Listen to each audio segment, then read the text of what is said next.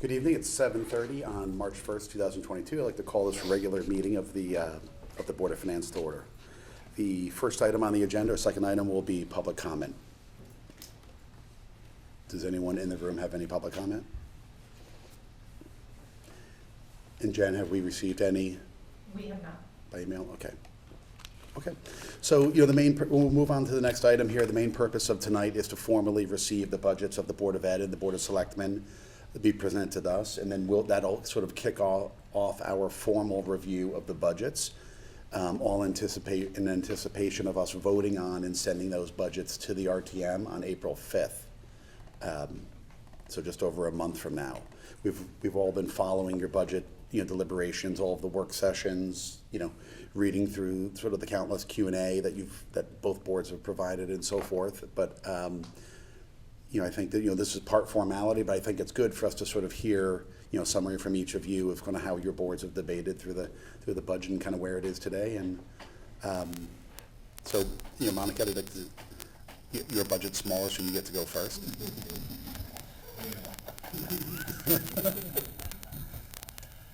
Thanks.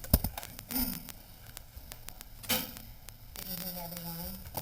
It is an honor to present the Board of Selectmen's 2022-2023 budget, which I believe addresses the diverse needs of our community while being respectful of our taxpayers. I'd like to thank the Board of Selectmen for their dedication, working in a collaborative way to reach consensus. I appreciate input provided by the Board of Finance and the Finance and Budget Committee, and the hard work by all of the department heads throughout the process. I want to thank Kate, Jen, and the rest of my administration for the many months of work they put in to produce this budget that I'm presenting tonight. The Board of Selectmen approached this year's budget much the same way it has been approached historically. It represents a set of values, goals, and objectives for town services that our residents have come to rely on, all the while encumbered with contractual obligations that limit the ability to make substantive monetary cuts without a reduction in these services. Next slide. Our priorities. Priorities this year were the following: maintain or modestly improve services to our residents with a minimal increase in the tax rate and respond to the growth in town. With the completion of the first redevelopment project on the horizon, the town is beginning to see the positive impact on the grand list, but also the increased demand for service.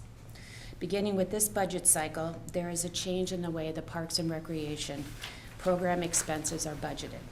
Revenue and expenses have proven volatile and difficult to budget due to a significant increase in program registrations.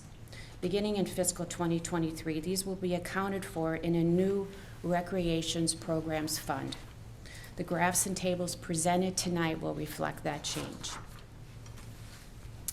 Here we have a graph that shows town operations budget, which grew 3.9%. The town department requests can be further divided among the various town functions. Public safety, which includes the police, the fire departments, the fire marshal, amongst others, accounts for a little over 42% of the budget.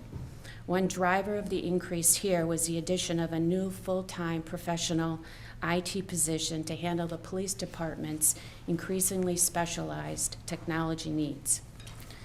As I mentioned, the 3 large redevelopment projects in town will add to the grand list on the revenue side, but will also generate costs. For example, the volume of inspections required by the fire marshal will increase. The public safety budget includes an increase of $116,671 to convert one part-time employee in the fire marshal's office to a full-time position. Once complete, the additional multifamily units in the developments will continue to require annual inspections.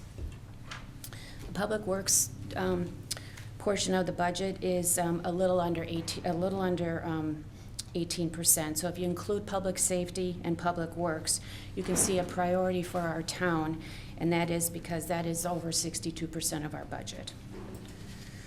On another item of note is a total of $314,993 for full-time salary increases.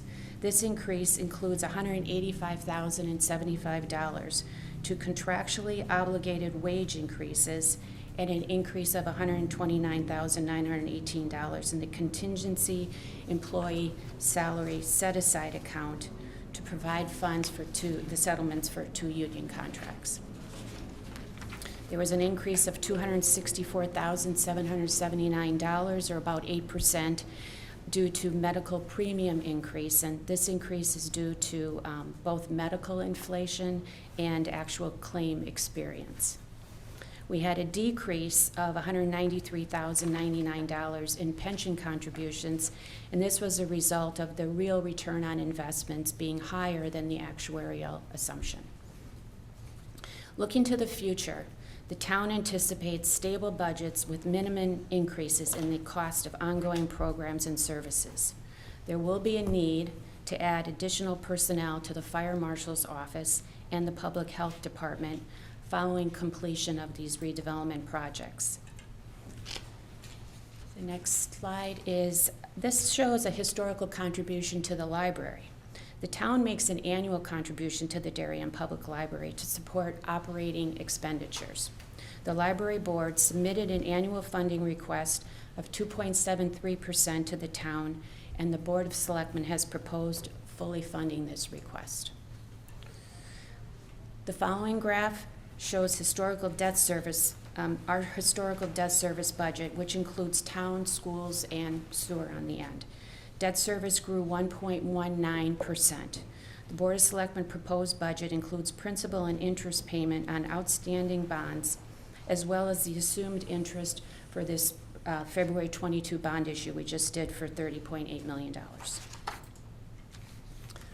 Next we have capital. Historically, the capital contribution has accounted for the majority of the funding for capital projects and purchases.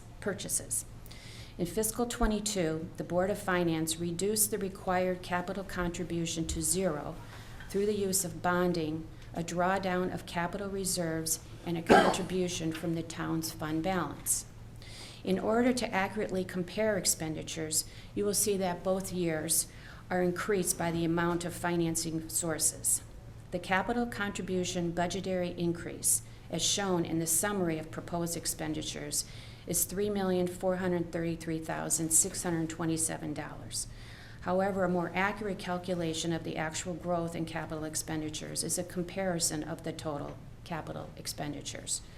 As you can see on this slide, the increase in capital expenditures is $2,743,198, that bottom, that third column. The total Board of Selectmen proposed capital expenditures includes $2.6 million for the purchase of 2 fire engines and 1 fire rescue vehicle. Prior to 2020, the budget included an annual contribution to fire apparatus reserve. These 3 vehicles this year are the first purchases since the elimination of the fire apparatus reserve. Based on budgeting decisions and discussions during the last 2 budget cycles, the Board of Selectmen proposed budget assumes these vehicles will be bonded, but the decision falls under the Board of Finance's purview. It should be noted that without the $2.64 million for the fire vehicles, the town's total capital expenditures will increase by $101,198, or 2.62%, a vast difference from the almost 71%.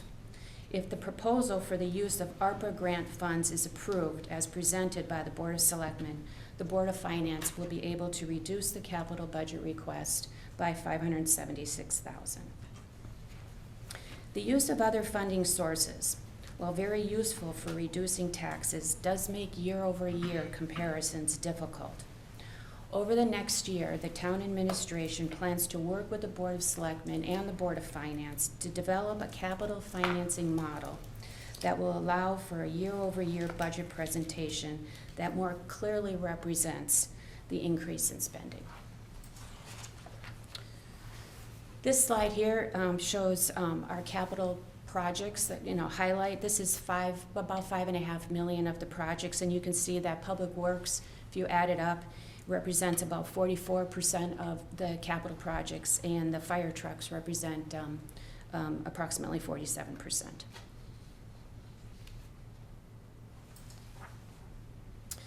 Okay, here you have a graph of proposed sources of revenue for the town. After adjusting for the change in recreation program fees that I mentioned earlier, the 2023 proposed budget non-tax revenues decreased by $148,380, or 1.74%. There is a reduction. Okay, next slide, please. Next time is the last slide. Okay. There is a reduction of $316,000 in license and permit revenues, primarily due to expected lower permit revenues. The building permit budget has been higher for the last several years due to the anticipated permit revenue from the 3 large developments. The majority of the permit revenue has been collected and therefore no longer included in the budget. Revenues in the parking fund continue to be dramatically off from pre-pandemic years, and the fiscal '23 revenues are anticipated to be insufficient to support normal staffing levels. The proposed budget reflects 1 position being eliminated. Sewer charges that are set annually support the Sewer Operations Fund, which in turn funds a contribution to the Sewer Capital Fund. The fiscal '23 budget shows a 0.48% increase over fiscal '22.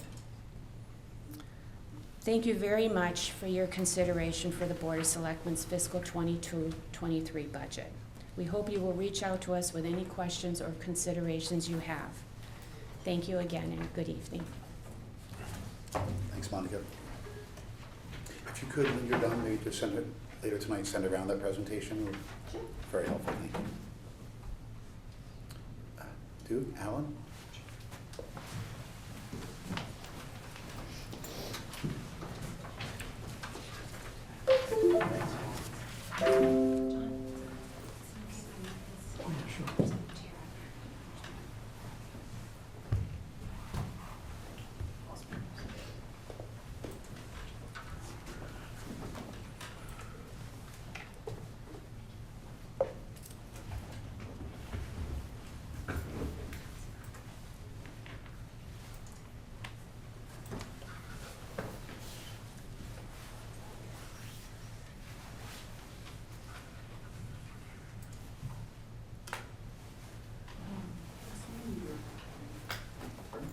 Here we go.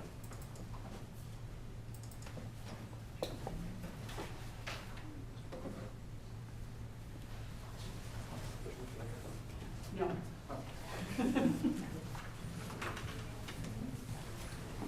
Got your back, Mr. Chairman? You're driving.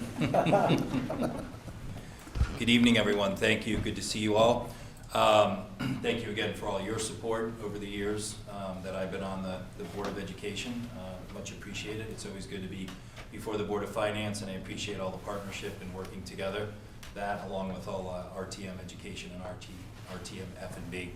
As you all know, this starts out with really Super Saturday, which in my time on the board changed from some very 1 or 2 a.m. late nights during the week to a Super Saturday, which I think has proved effective. And again, I think we've done it well over the last couple of years, even with COVID, and we always have good participation. So thank you for all being part of that. Also a big thank you to the cabinet, the administration, the principals at the school level, and a big thank you to the board for all the work that they've done. Just a little history. This does start somewhat when everyone gets back to school, at the school level, at the individual school levels, and it does start with a zero-based budgeting approach that they build from the ground up every year. So if we go to the first slide here, the overall goal here for the fiscal '23 budget is to support the strategic plan. You all know Dr. Adley came on board. One of his goals was to build out a strategic plan for the next 5 years. There was a strategic plan committee put together which involved folks from the school district, from the community, and parents, and that strategic plan was adopted in the spring of 2021. So our goal going forward is to continue to support the strategic plan, which supports the goals and objectives of the school district. This budget makes some incremental improvements in terms of some new courses at the high school and some addition to the STEM classes at Middlesex Middle School. It addresses current needs around facilities and technology. It starts to realize some efficiencies with our one-to-one technology rollout, where we're going to bring your own device. We're implementing a solar project on the roof of the of a bunch of schools, and also we continue to look at what our transportation needs are and what we can do in-house versus with the busing company.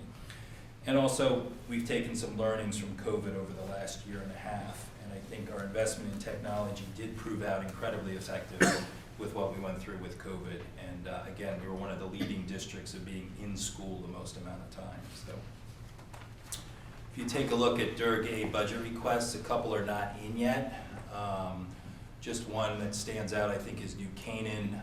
New Canaan also does a self-funding type health insurance program. I know the chair of the Board of Finance and I have talked about that, and that's something down the road I think we'll look at and perhaps need to look at, is how we look at our insurance, our health insurance. But Rich Rudel does a great job every year of negotiating our health insurance. But overall, in Durg A so far, the superintendent's budgets have come in at an average of 4.2, and the Board of Ed approved budgets have come in at about 4.5. Overall enrollment, this shows you a little projection of K through 12 and then breaks it down K through 5, 6 through 8 middle school, and up at the high school. Next year's overall enrollment is a decrease by about 1 student. We see a slight increase in enrollment in the elementary schools over the next 5 years, but overall stable enrollment over the next couple of years. These enrollment figures include the development projects, Federal, Palmer's, and Corbin Drive. So they are included in the overall enrollment projections. And this fall, within this budget, is also bringing the demographer back in, Maloning and McBroom, and updating our enrollment projections. And we'll have to include the Parklands project as that has been approved and that moves forward too. And Rich has also done a good job of looking back at Kensett and Avalon to look at what our projections were there and what students actually came on board, and they were pretty much in line with what our projections were. This goes over our average class sizes. The top graph is enrollment in each of the schools, K through 5, and total enrollment. Then it breaks down to classroom sections. We are adding 1 additional section at Hinley in the 2nd grade this year. And then it goes over our class size. As a community, we really value the class size, especially in our elementary schools that are really neighborhood-based community schools. Oxridge, again, word must be out that there's a new school being built up there as enrollment continues to increase at Oxridge. So thanks to the Oxridge Building Committee for all the work they've done there. We will be moving into that building in June for the new school year, which will be exciting. Alan, do you want to touch base on some of the details around some of the budget highlights? Sure, I can do that. Stand beside you. That's all right, right there. Good evening, everyone. It's nice to see you. And I would just also want to recognize members of my cabinet who also represent administrators and staff throughout the district, and a word of appreciation to the Board of Finance, because it's nice. Shall I social distance? I'm all right. But it's wonderful actually today to be in present, and our kids the last 2 days having the option to wear masks or not. And we've come a long way, and we've done it with the support of the Board of Finance in supporting COVID items and equipment and resources and mitigation strategies that we need, and also the Board of Education and the community at large. This is my 3rd year. I'm tremendously excited and honored to continue to lead the district with such a passionate and talented staff and wonderful kids and wonderful families who, at the end of the day, we all rally around what we need to do. And it's a great place to be in that capacity. There's a lot of energy in the district, and we appreciate, you don't always see that, but your support for that is greatly appreciated. The new courses that you show there, we're moving this particular budget. The purpose of this is really to start to show you the things that we're doing in the budget align to the strategic plan. There's no point having a strategic plan if we're not going to do something with it, we're not going to measure it. So these particular items here align specifically to the strategic plan. New courses at the high school, you can see, I'm not going to read things to you there, but you can see those. The middle school, there's new offerings in Mandarin, Chinese at the 6th grade, and also a project Lead the Way, that's also in 6th grade. So those are also expanding opportunities for our children. curriculum software. There was much discussion about curriculum and the development of curriculum and the transparency of curriculum and so on and so forth. This does exactly that. It allows, it's a data warehousing system that allows our staff to develop curriculum, to post curriculum, and for our community to actually look and see what is being taught in the school system. So that's a bit of software called EduPlanet 21. And the K-2 teaching units, that is to satisfy the state's requirement. It's necessary, but it's to satisfy the state's requirement for approved reading programs at the elementary school level come July. There's support for diversity, equity, and inclusion. If I may say, I appreciate the chairman's participation on the DEI committee, and that's going to continue the work that we're doing that have been kicked off yesterday, and will continue to work through the next several years. This isn't going to be, it's something we're going to continually work on. The school psychologist, that is not in the FTE that you will see in the operating budget. That is part of the ARPA grant.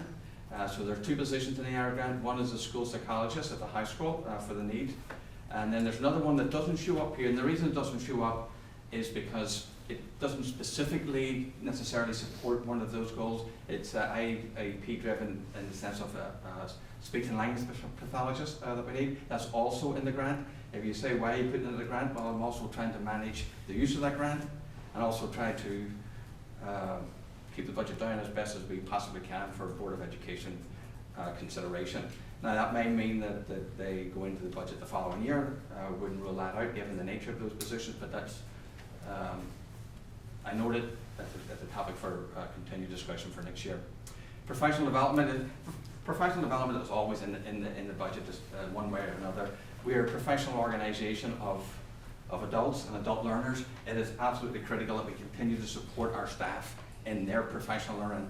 They learn, our students learn, our organizations are places where kids learn and adults learn together. The Teacher in Residence program, this was a minority recruitment effort, and Marge has done a super job through her Office in Human Resources. We have 2 members who are part of that Teacher in Residence program now that's run through the local REST organizations. CRAC runs it centrally from Hartford. It's been absolutely phenomenal, and the candidates that we've received have been terrific. The mentors that our teachers have, mentorship that our teachers have provided has been a model to the state, and we're going to continue to participate in that program by bringing another two staff members on. We fully anticipate that those 2 staff members who are in the program right now will be employed by the district next year. So that has proven out well, and it sort of continues to support the diversity in the teaching force. Additional custodian at Oxbridge, once it opens up in the fall for the academic side of the building, it's going to be bigger than the building there is there now. It was always in the educational specifications that we would need another custodian in the building, so that's why you see that there. The capital maintenance projects, we'll get to those in a moment. There's a slide at the end of that. BOID model at the high school, improving technology. We've learned things through COVID, and one of the things we learned through COVID is that students utilize their own devices in many ways. And it's not as if this investment was futile in any way. Actually, it was tremendous. The people who put it in place had foresight. But things have changed. Life has just changed significantly, both with our teaching staff and also with our students and the use and the way we're using it for instructional technology. So we will be going to a bring your own device one-to-one model, where students will bring their own device to use. We're at a different place where software is pretty ubiquitous in the sense of it will work with everything. Security, access to software, instructional programs and so on, that's in a much better place than it ever was before. So that's part of it. It also realizes a little bit of efficiency. The efficiency was not the reason to do it, but an evaluation of the program was the reason to do it. And replacement of teacher devices, so that's part of the actual replacement device that normally happens, and particularly we're talking at the high school in different places, at the middle school in different, we have 4 or 5 labs that are also being replaced. District server updates, we're always updating and keeping current in that capacity. A technician at the middle school, so we're talking about having a technician at the middle school. Back just nearly 2 years ago, we were suggesting that we would have 2 of these positions. We have one of them that was in the grant. This particular position there are thousands of devices at that middle school. It's a large middle school. It takes nearly, in some cases, the backlog is nearly 12 hours before something significant actually gets acted on. So there's just a need to, it's nothing to do with the one-to-one device because it's at the middle school, but there's a need to actually be responsive to the needs of the students and actually the staff. Replacement of the ViewSonic boards, those are just ongoing. The Chromebooks is typically the replacement schedule that we replace in grade 5, but we're excited to continue to support the strategic plan. Mr. Chairman, I'll continue talking. If you want to take over, that's good. Sure. Okay. You want to go to the next, oh, you got the next slide. Oh, we're good. Good. I'm ready. This is kind of just a follow-up slide to what Alan just went through on the budget highlights. It kind of goes over the FTEs, the total changes, plus 9.10. You can see it's Mandarin at Middlesex, that's a 6th grade teacher. Hindley Elementary is based on the class size. The special education teacher is specific to an IEP. Physical ed teacher at Hindley is based on scheduling and size of the PE classes. The bursar at DHS, a bunch of accounting rule changes. It's currently .50. We're adding another .30. Middlesex, again, I think still the largest middle school in the state of Connecticut. An additional campus monitor. They're just based on the size of the school. The instructional paraprofessional at Holmes is based on the ratio in terms of number of students and needs there. The custodian at Ox Ridge, Alan explained, along with the technician. The licensed practitioner, the LPN, is at Middlesex, and that is also IEP driven. And then we continue to look at, and we've seen a real benefit with the original 2 Suburbans we had. We added a 3rd this past year, and so we're looking to add a 4th, and that's proved effective, especially with in-district transportation and some of the transportation out of district. It just gives us a lot more flexibility, and it has proved to bring in some cost savings. If you go to the next slide, the Board of Ed did a lot of work during our meetings, and these are some of the changes that came out. We eliminated the PE teacher at the high school. We changed some accounting around the parking fees in the Board of Ed budget. Open choice program did not go through, so there was some revenue in there that's back in. We did not move forward with the groundskeeper as part of the maintenance staff. We cut back on one budget control based on the historical use of budget control, and based on looking at the tuition in the surrounding schools, we decided to increase ELP tuition by 4%, which added another $7,300. So if you go to the next slide, the fiscal '22 budget was $106,624,199. The proposed superintendent's budget was an increase of 3.95, $110,832. Board of Ed additions and reductions was $225,553, bringing down a Board of Ed approved budget of $110,607,000 for a 3.74% increase. Budget request increase of a little over $3.9 million. The next slide, I think, does a good breakdown of what the components of that budget are. You can see the contractual wages, net of turnover, 1.5%. New investments, which is the stuff we talked about in terms of classes and other programs, 0.44. IEP-driven expenses, 30. More contractual, non-personal, enrollment-driven increases, budget control, and retirement. So without health care, it comes in at 2.8, and then the health insurance, as you can see, is a 94 BIP increase, a little over $1 million. So it brings the budget in at 3.74. Next page just kind of outlines the capital projects. I won't read through all of them. Mike Lynch has done an incredible job. We continue to get kudos when outside vendors come in and look at our buildings and do maintenance on our buildings. But a lot of our buildings are very old, but they continue to be rated in good condition. We've got Ox Ridge being rebuilt. We've got 3 schools undergoing renovation. We've got a relatively new high school, well-maintained middle school, and another new elementary school in Tokenique. So Middlesex Middle School has some needs. The elevators are not included in the renovations as they were on Mike's calendar, but they've started to break down just based on their age, and there are just no parts available. So that needed to be accelerated in terms of the elevator replacement. And then the district has had challenges in central office with HVAC in the Board of Ed room, which also covers some of the rooms in the back of that building, and upgrading some of the camera systems there too, and also some replacement maintenance vehicles and a Ford Suburban. And we are currently still waiting on 3 replacement vehicles from floods over the summer.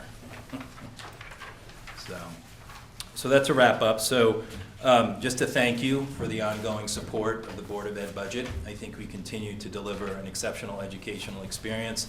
As I've gotten more involved over the last 2 years as chair and attended various meetings and gotten involved with other board chairs throughout the state, we continue to be looked at as a district that leads, and people continue to look at us to see what we do and how we do it. And as I said, we've been recognized for the amount of time we had our students in school. We've been recognized for the letters that we've sent up to the governor's office stressing our need for local control around masking and being in school, and choosing whether we're hybrid or remote based on us knowing our community and our vaccination rates. But it's a team effort by the teachers, the students, the parents, the administrators, and the board, and the town as a community. So thank you very much. Thank you. Good. Yeah. I just have one question. Sure. Well, 2 actually. The first is, the governor announced today his intention to deploy money from the state's ARPA grant toward school-related HVAC. What do you expect the timing around clarity on that to be? Has this been in development, or is this a start of that discussion? We've only literally received that today, so we'll have to look and see, do we have anything that qualifies, and also, like, what is the criteria? Okay, so What this is is that? starting, Yeah. basically, from our perspective. And then anecdotally, what was the percentage or roughly of students and faculty that chose not to wear masks today? Well, I'll say that we didn't count. We're not keeping track. And that's an honest answer. But if you want like a ballpark on what I said to the media, it was somewhere between 10 and 20%. But we're not keeping track of people. There are going to be people will decide to wear masks for different reasons, maybe even at different times of the day. So we have to make sure that we're very respectful of all those situations, which we are. So. I did hear anecdotally less masks were worn today than yesterday. That might prove out as the weather changes and the warm weather comes. And then I think the good news was late Friday, Dr. Adley got a communication out that, based on the CDC guidelines, we didn't have to mask on the buses, because that was leading to some confusion. So we're gonna have to mask on the buses, but when they get off and go into school, no masks. But unfortunately, the buses fell under the federal CDC guidelines, but that changed as of Friday. So there were no masks on buses effective Monday also, which was good news. Okay. Well, I guess I would just remind you, over the next month, I'm sure we'll have questions, and Duke and I, when we've spoken about when we actually plan to run through the Board of Ed budget, we probably invite the 2 of you and any relevant staff to sort of join to answer any questions. The one thing I would ask you to do is just kind of keep us up real time, as Rich always does, on how the current budget is performing, because as you've seen over the last few years, we generally look to sort of what surpluses or shortfalls might exist in both the Board of Selectmen and the Board of Ed budgets, because we sort of generally take those into account as we recycle taxpayer dollars back into the general fund, and we can redeploy them into next year's budget. So we welcome surpluses. Jim, can I ask one? I think I'm maybe 3rd year around asking this, but Dr. Adley and Duke, are you guys comfortable with the amount of money spent for mental health? Are you guys okay with personnel you have in this budget going forward? I will say that clinical assistance, mental health assistance is significant across the state. It's significant in all school systems. I will say, if we needed something, we would not be shy about asking for it. You can see that there's certain things in there from the school psychologists and so on that sort of help address that, and also the programs, social emotional learning, that we're doing this year and will be implemented next year. So there's a lot of things that are in there. But I will say, just off like, that's separate from this a little bit.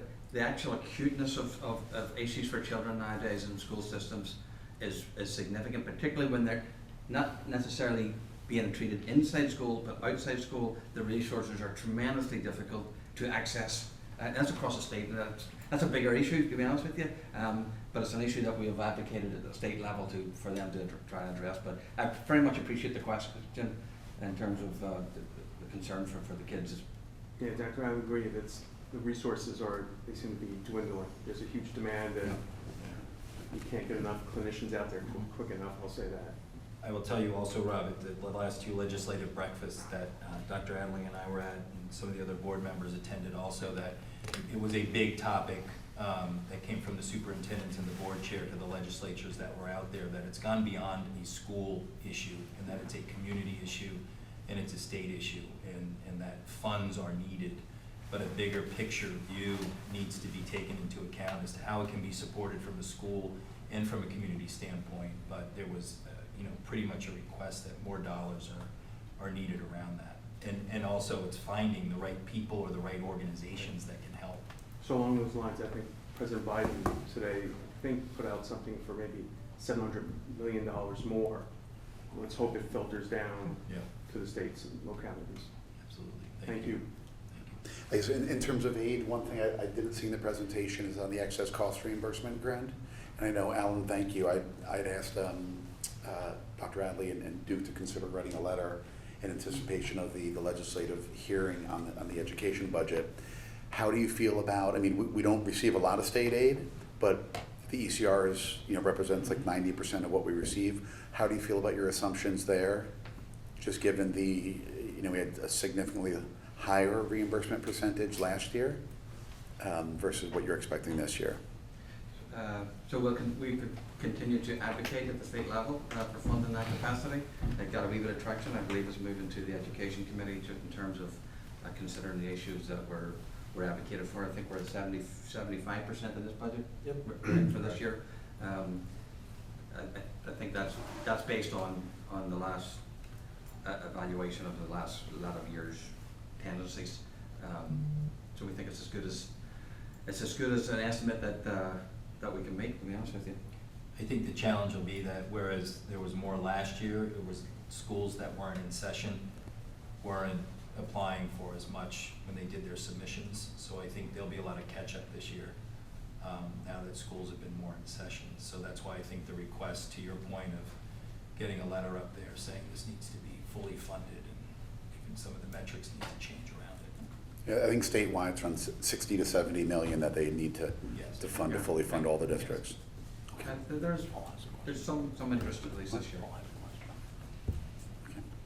Paul, did you have a question? You stole my question. Oh, sorry. Read your mind. Okay. Walt, Monica, Duke, Alan, John, the Board of Ed staff and everything, thank you very much. I appreciate you all attending here and presenting the budgets. And we'll work to kind of collate questions. Some cases on the Board of Selectmen, we'll try to coordinate with the RTM to try to make it be as efficient with staff as possible. And we look forward to discussing this more. Thank you. Thanks. Thank you. Okay. So the next item is to discuss and possibly take action on the special appropriation of our ARPA fund grant, which is the amount of approximately $6.4 million. Just to say a couple words. John, you want to stay for this a little bit? We're going to discuss ARPA. Yeah. So, as you may recall, last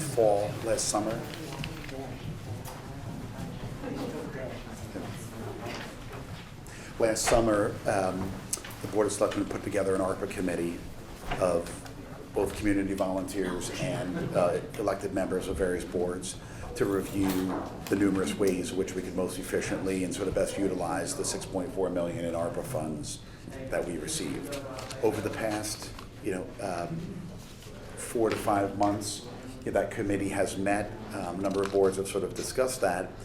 And last night, the ARPA committee officially officially presented their recommendations and how, in terms of how they would allocate the 6.4 million between, you know, certain capital projects that are in this year's budget, certain capital projects that are expected to come in future budgets, as well as other ones that have sort of been newly developed, as well as some other sort of operating expenses and so forth.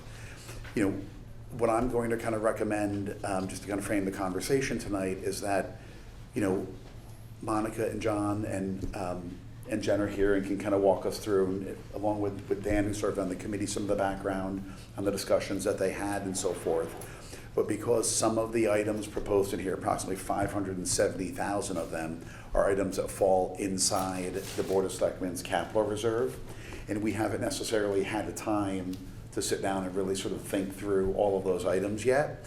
What I was going to suggest is that we could move consideration and passing these approvals along to the RTM to, we'll make a determination soon, but to our regular meeting on March 15th, of which we have a Board of Selectmen meeting. And so we could advance the capital discussion, have that night, and then that would still allow us to approve those items and have any questions answered and so forth in time for the RTM's meeting on March 21st, which would then, pending a RTM approval, allow us, as we do our work on April 5th, to determine the overall budget and determine how we're going to source that between ARPA funds and bonding and cash on hand and capital and taxation, to know what that decision was already. There's some of the capital items this year, as you know, relate to the fire department. Some of the larger ones are the fire trucks, but there's some other, you know, small to medium-sized capital improvements at the various firehouses. And we have our tour of the firehouses set for the afternoon of March 12th, beginning at 12:30, and that'll follow a morning of the school tours. So what I thought was, some of these items that are funded, we can sort of kick the proverbial tires and understand what those capital projects are, and then we'll be prepared to sort of vote on those and pass them along to the RTM on March 15th. If I might just add, just process how we got to last night. The first ARPA meeting was on October 25th, led by our former First Selectman Jamie Stevenson. Our second meeting was after Monica was elected, and we've had 7 meetings total. We have 8 members. These meetings were held in public, and we came up with 3 subcommittees. The first was the health subcommittee, and they came up with proposals totaling $220,000. A second subcommittee was an infrastructure subcommittee. We were guided, I was on that subcommittee, and we were largely guided by Ed Gentile from Public Works on some of the needs that the town would be facing in future years. To clarify, the infrastructure as defined by ARPA is water, sewer, and broadband. It does not include, so in order to fund something under the infrastructure budget, it would have to be in one of those 3 categories. So paving, that we might all think is infrastructure, actually would have to be funded in a different manner because it doesn't fit the definition of infrastructure for purposes of ARPA. And then finally, there's this catch-all, everything else, and that's a long list totaling about $2.3 million. Our criteria, and John, please, and Monica, please edit as appropriate, but our criteria for these projects was A, they were visible to the community, B, they were long-lasting in impact, and C, that they could offer relief to the current budget or future budgets. I think those are the principal criteria, and so there's something that might be of meaning, but it was relatively insignificant in dollar terms. Then we chose, by and large, with a couple of exceptions, to exclude those items from our proposal. So we're not going to go through the proposal tonight. We're going to give the Board of Finance an opportunity to go through it and vet it and have conversations as necessary, but I just wanted to kind of level set the process under which we went through to come up with this list. Any questions from other members of the board? Are these funds we already have on hand, or do we have to submit to get the funds? We have 50% on hand, Yep. and it's sitting in an account, and 50% forthcoming. Right, the second 50% will be sent automatically in June of this year. And Jen, would you just refresh me on by when do we have to have identified what the projects are going to be? And by when do we have to complete any projects? I am not aware of a deadline by which we have to have the whole plan in place. We need to begin reporting April 30th. At that point, we'll say what our current tentative plan is, but I don't think it will be wedded to it. If some of these, come in over, under, we can shift things around. The funds need to be spent by 2024. We have a few years to spend them, I think it's 2024. I think that's right. What was it, wasn't there a 2026? No, they need to be committed by They need to be 24. committed and then Yes. spent by Committed, 24. Thank you. Yeah, okay, that's what I thought I remembered, but I just want to make sure. Did you have a question, Tim? I'm not sure. Okay, just a couple things that Dan and I spoke about on, just thinking about like the process, and we've talked to Jen a little bit about this, is, some of these infrastructure projects are, obviously all fit in this category and so forth, but they're gonna take some time to be sort of developed, and probably include a combination of either, sort of discovery, survey work, planning work, and then ultimately the larger project, the purchase, the completion of the project. So one of the things that we were considering is how do we sort of manage the spending of some of these funds? And I think the analogy, I was drawing to was the way that we had previously funded fire apparatus, is that we would put a certain amount in a fire reserve and so forth, and those are appropriated dollars sort of appropriated by the Board of Selectmen, Board of Finance, and ultimately, formally appropriated by the RTM. And then once those funds wanted to be drawn down, which in some cases could be 1, 2, 3 years from then, they would come to the Board of Finance and present, or the Board of Selectmen and present the formal plan, the actual contract, sort of what the bid background was, what, in case of the fire truck, some of the details and so forth. And then the Board of Finance would effectively allow those funds to be drawn down. And so I guess what we were thinking is, because some of these projects are not, the surveys and the design work and so forth haven't been done yet, is that we could, we'd ask you to consider whether does it make sense for some of these projects to have a process in place of which, once we appropriate all the dollars and sort of allocate them and how they need to be spent, the drawdown would be subject to some further sort of sign off, if you will. And that's sort of on the larger capital projects. And I think on some of the other grants that you're making, I guess I would ask you just to kind of think about some of the questions that came up were, what will the process be by which you, if there's $100,000 allocated to X, how will you allocate that to sort of different organizations? Will that come back before the Board of Selectmen, and ultimately a proposal will be spent to move X dollars forward here and Y dollars forward here? Is that something that would come back to the Board of Selectmen or to the first Selectmen, and then you would sort of sign off on those allocations, or sub-allocations, I should say. So those are two things, I think, maybe ahead of our meeting, which we would, look to move these on the 15th, if you guys could think about those, individually as a board, with staff, and let us know if we should have set up any mechanics for that. So Jim, on the infrastructure projects, are you thinking that they won't be completed by 26? I mean, we need to spend the funds Oh, by 26. yes, but I think the thinking would be, if for Project X, there was $1 million put in there, and that begins in 3, 6, 9, 12 months, that when staff and Ed put together the plan and they need to draw down X dollars for the design, for the survey, or Y for the design, for the survey and design, they'd come before us the same way we sort of used to handle the fire trucks or other sort of drawdowns of capital, and we would approve it. And then when the larger project comes back, like $1 million for one of these projects, then that sort of contract, the overall plan and so forth would come back and be able to, and we'd approve the drawdown.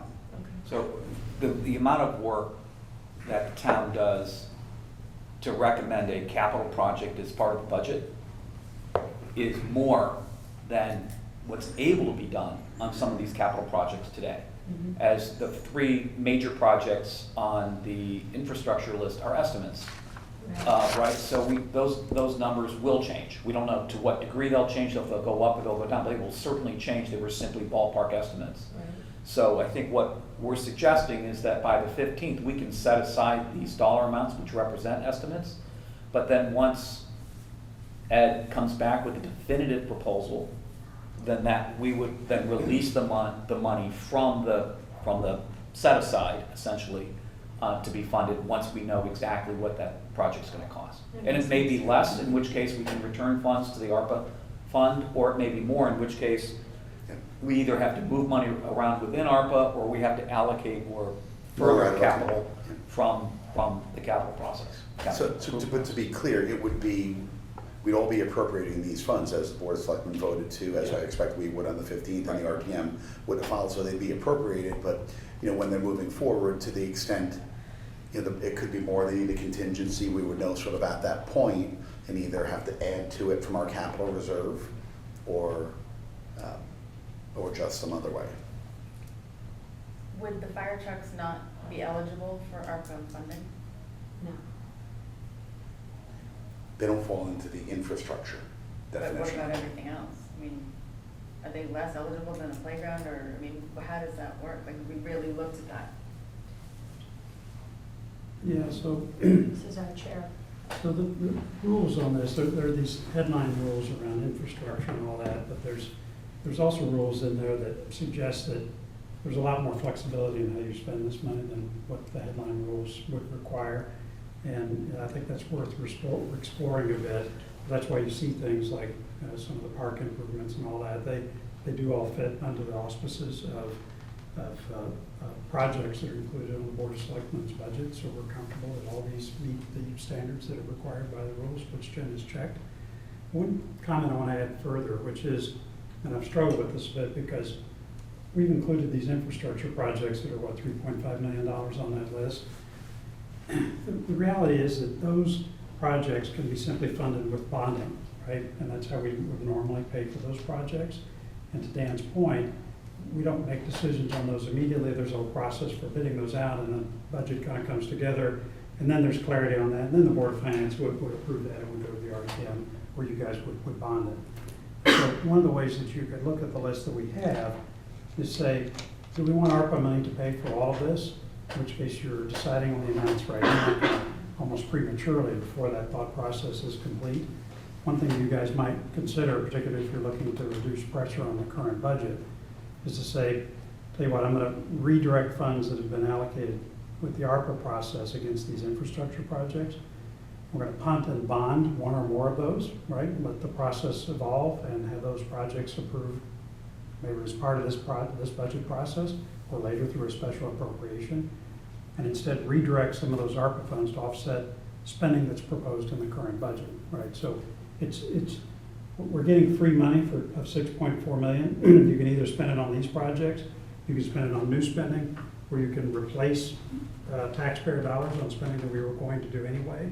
And I think if the rules are flexible enough to where you could do a reallocation of the ARPA money that we have proposed to you guys, I think the project should be done. So I think the list of projects that we've provided, the Board of Selectmen voted those unanimously. I think they're good projects.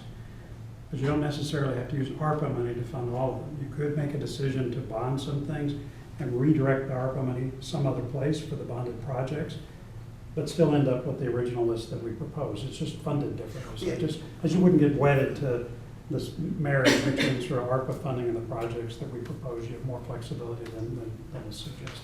And I think that's one of the tools we discussed, is that as that project comes forward to be drawn down, at that point we could decide that project that's $1.5 million, and possibly if it if there was an opportunity to grow it larger because that was the right sort of economic choice, we could decide at that time, Right. well, let's fund this via bonding, because it fits with other stuff that we're doing now, and that 1.5 million we could bring it back to the Board of Selectmen and or the ARPA committee and say, what's the best way to use that? Is there something else in the fiscal '24 budget that we should be looking at, that's non-bondable? Yeah, and I think the reason I think this is a good sort of question for the Board of Finance is that your task is not policy oriented, but sort of how do we pay for things? And so this is a great opportunity to say we have these pool of resources of $6.4 million. We've got a recommended set of projects. We have a whole lot of other spending going on. So you have a chance to move things around in terms of whether it's funded by cash from ARPA money, funded by the taxpayers, or funded through bonding. And kind of move that around, I think, in consultation with Jen to make sure we don't run afoul of any of these rules. But I'm reasonably confident, based on my read, is that you have a lot of flexibility in that regard. So the end result, you get to an optimal answer in terms of stuff that's going to take a while to plan, so you really should bond that so it can be done more carefully. Stuff that we welcome as new spending, or things that you really say, let's replace taxpayer funding for planned spending with ARPA money to reduce the burden in the current budget. So, anyway. And Jen, is your current understanding that if something was to be proposed to be used with ARPA money, and a year from now or 6 months from now as the project's sort of getting going, if we wanted to then bond it, so long as the Board of Selectmen, the Board of Finance, and the RTM passed a bond resolution, could we then use those ARPA funds, if you will, sort of reallocate them in that fiscal year or the next fiscal year to a new project that was perhaps not bondable in potentially a year where there's a large amount of sort of non-bondable capital expenses coming up? Yeah, I think it would just need to go back, whatever the new identified $1 million of projects may be, just have it go through Board of Selectmen, Board of Finance, and RTM to appropriate it for that purpose. It'd basically be more like a reallocation, but I think we would need the blessing of all three boards. You With a can't definitive- just move the project, even though it's got an Right, we- appropriation to a new project, you have to reappropriate. Right, Yeah, we and I couldn't think- just decide we want to use it for something Yes. else, we'd have to have. With a definitive process. deadline of whatever that date is in '24, Right. beyond which you can no longer Right, reallocate. right. And I think, John, that fits with what you're saying. I think our goal here is to best allocate the funds and the revenue that we have to design this with the smoothest and best experience for the taxpayer. So to the extent we want to reallocate, the policy decision of how you want to spend that on what other projects should go back through the normal process. The good news is I'm retired from that, you guys get to do that. But what was the, I'm sorry, I feel like I'm behind, what was the purpose of this exercise if we feel we could find $6.4 million of our current budget that could be, recovered through our? Well, this is all incremental funding, right? Free money from the government, for which we're appreciative. And so what we try to do with the ARPA committee as a committee that was chartered by the Board of Selectmen was to approach this from a policy standpoint and say, irrespective of sort of funding flows like we're talking about here, as a policy matter, where do we think that money should be spent? Because our job was in charter was to take new money, brand new money, and say, what should we do to spend that? My point tonight is to say, you've got a list of projects that the Board of Selectmen supports, and we think that's a good expenditure of that money. But my point is to indicate that there's flexibility in the Board of Finance in terms of funding flows and how you actually make decisions about when and under what method you want to pay for things. And that's a flexibility that you guys have that we don't have. So our job is simply to recommend the projects, again, irrespective of how you finance them, or whether some of the funding gets redirected to other things. That core list of projects is still the ones that the Board of Selectmen, that we recommended to the Board of Selectmen and the Board of Selectmen. But I think another take on that is that as a policy matter, the committee did not feel as if the entire $6.4 million should be applied only to budget-related matters. That this was an opportunity to invest some portion of that money in projects that would go beyond what might normally come through the budget process. And so some of these things that since it's a grant from the federal government, we can invest in things that might otherwise not come up during the budget dialogue. We don't want to necessarily go through this whole list right now, but there are items in here that either the town would generally not propose because we're trying to run a prudent and carefully managed budget process, or that are really more strategic investments that are visible to the entire town. Yeah, and to your question, John, there's a lot of things in there that, you know, it's a big, long list. I think 2.6 million and sort of our all other category that we came up with. It's replacing park benches, lots of beautification, a few projects down at Wheat Beach. It's going to be a set of visible investments to the public that we think that they'll appreciate. Yes. And that as a headline matter, that gives everybody a sense that, wow, some of these ARPA funds were spent on things that we can visibly appreciate. And so that was one of the things out of the ARPA committee that we thought was important. But there's such a long list of them that, frankly, in a normal budget process, we might not have proposed so many of them. Certainly The good news not is in we one got- year. Well, it's Certainly not in one year. budget season. But this was a good opportunity to say, hey, we've got this money, let's maybe high grade or accelerate plans to replace some of those kind of minor infrastructure things around town in a way that's visible and tangible to the public. So we felt that was a good idea, but that's an answer to your question.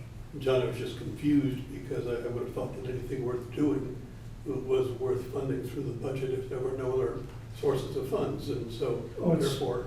All are worth doing. It's not a question of, a binary question of whether we're doing them, it's a question of timing. Right. Because we have this additional funding, it allows us to do more of them than we would normally do. Probably a better set is accelerating the spending on these projects rather than. Good point. Yeah. Well, some of the things that need to be done, that certainly makes sense to accelerate it, fine, but, I mean, it's not really free money. I mean, it comes at the cost of not reducing the budget to the taxpayers this year, right? Like, if we really have a choice to use it to reduce the budget or to invest in things that haven't really been vetted or, you know, given the time that they probably need. Well, I think one thing to point out is you can see that there's fiscal year 24 and 25 capital projects that together total about $1 million, which are being accelerated Right. and will be done in this fiscal year, but that doesn't mean we need to accelerate the taxation. So we're really using some of this money to accelerate and sort of alleviate not just a little bit of the tax pressure in this year, but the next 2 years. Yeah, Right, exactly. acceleration makes That's sense. right. Pulling it forward. Yeah, I mean, I just look at the bulk of like infrastructure, if we haven't determined that those are projects we need to do, I mean, that's the bulk of this spending, right? And, you know, you could be reducing the budget by that amount instead, if those aren't projects that we were definitely gonna do. Well, yeah, so I would separate those two questions, right? The question we've been talking about is sort of how to fund some of this, right? So if you take just the static list of projects and don't change that, then you've got decisions to make about ARPA funding versus bonding and all that. We've talked about that. There is a separate question which you guys have incremental authority to decide not to fund any of those things, right? You say, I want to use all of the ARPA money to offset taxpayer burdens this year because of the way the budget is, and we're still kind of trying to get out of the COVID crisis. And you could actually decide to do that. That's not our recommendation, but you could do that. But John, that has to be targeted to items within this spending, has to be held or infrastructure, right? It can't be just anything we like, It can't can't, pull no. 6.3 in You and just go. can't give a tax Right. refund. I don't Yeah, think we you can give tax refunds, but I think the I rules don't think we are can such that you decide could what's find just- projects or expenditures within the budget Sure, that that matches. are not on our list, Right, that not matches not criteria. incremental, Right. that meet the criteria. To Taylor's point, you could probably use most of this money to Sure. offset taxpayer costs for this budget, if you wanted to be very aggressive about that. Again, that's not our recommendation, but it is within your purview to do that. To be clear, though, I don't think we can add things to this list. We can choose not to. The ARPA committee recommended this list to the Board of Selectmen, and the Board of Selectmen approved it, and has passed it on to us. We're not a policy-making No. board, so we can't decide to not fund these 5 things, but we're gonna add these 5 others. So we can choose not to fund 5 of them, hypothetically, but then it would be up to the Board of Selectmen to put forward, And seems to Something me. for that, yes. I mean, We're not the list. ones putting forward Exactly, Right. the exactly. actual So I don't list. think we have as much flexibility as maybe we'd like to have, but I think that would be, Yeah, we're in the spending suggestion business, you guys are in the spending cutting and Yeah. reallocating business, so. But going back to the whole idea of bonding instead of you know, like the infrastructure projects, if we decided to bond that, so we have $1.5 million that would suddenly need to be redeployed somewhere else, like, how does that work? Are we? So if we decided to bond, say in 12 months from now, okay, we approve on the 15th, $1.5 million for Project X. Okay, and now 6 months, 9 months later, Ed has developed the entire project and comes to us and says, may I draw down the $1.5 million because this is what the entire scope looks like, or I only need $1.4 million? If at that point we decide that we want to move forward and instead bond that, we would then effectively be taking $1.5 million of ARPA funds that were previously allocated to be spent. We've decided to bond those. We would effectively recycle them back to the Board of Selectmen and say, you now have another $1.5 million that you need to identify expenditures for by 2024, and we need to spend by 2026. Right. So if we think it's a better use of funds at that point to fund A and B with X and Y, we can make that decision. But in terms of what we're going to fund, in terms of, you know, work to some of our drainage or work to some of our catch basins, you know, any of the things that are sort of in here, we can decide how to fund it, but not what to fund new. So we would send that back to them and go through the normal process of Board of Selectmen, Board of Finance, and RTN approval. But to take delivery of the 6.4 from the federal government, like, this is enough, we don't have to go back through any kind of approvals to. We'll take delivery by June of the second half. We get the money, we don't have Yes. to have a spending plan, and we get the money. The check just, Yes. Yeah, Just- the month, So who really cares what we're spending on? Is Well, someone no. checking that? Yeah, we have to report. Well, we have Yes. rules to follow. Yeah. And it would be subject, possibly subject to audit, right? Whether Yes. they choose to audit or not, that's And then not they up could, to us. in theory, take it back. yeah, and keep in mind, we'll have the Some money, it kind of still has to we be don't follow appropriated. rules. Yeah. If the, maybe what your question is, when could they take it? We'll have all the money by June. If we had not identified a use of it by 2024, I can With it tell to you be that actually the be chance of expended. that will be zero. We're Yes. gonna figure out how to So spend this. if we Yeah. cannot find anything to do with the money by 2024, I will step down. And- Really, Not I to was worry. Yes. wondering who was watching and Yeah. when we had to be clear about what we're spending it on and if it was eligible. Yeah, so everything here is eligible. The question of whether we wanted to sort of finance it some other way that was more efficient than Yeah. the grant monies, we always have the ability to do that. so Jim, can you back up? You said something about on the health side, whoever we're giving money to, you need more color there? Well, no, I guess my suggestion was if, for instance, on mental health, if there's going to be sort of grants to certain organizations for that.